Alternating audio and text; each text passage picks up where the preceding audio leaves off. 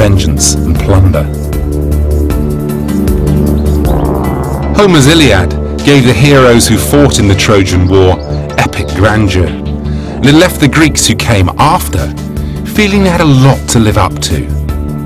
But though they dreamed of being an Achilles, sacking cities and slaying their enemies, their glory would come from the hard graft that was needed to rebuild their civilization.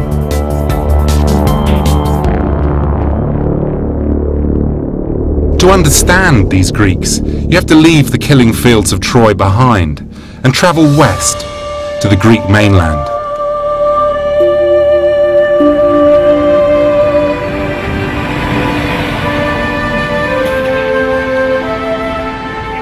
This is Boeotia, in the heart of Greece.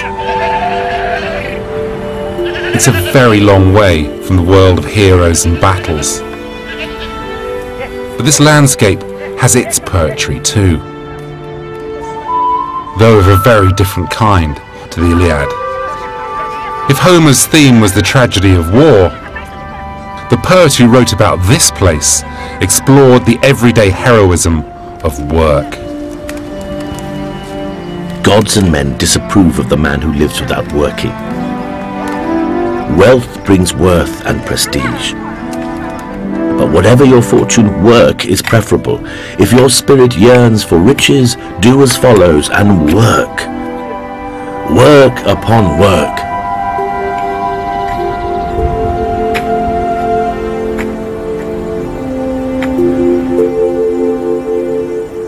This is Askra, a beautiful spot at the head of the Valley of the Muses.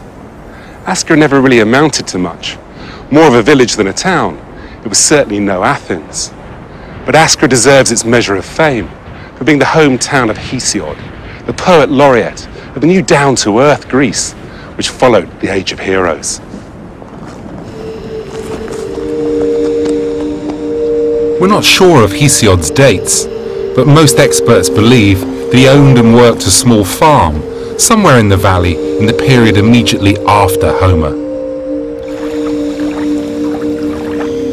This puts him sometime after 700 BC, when the Greek world was emerging from the darkness that had followed the collapse of the Bronze Age kingdoms of Mycenae some 6 centuries before.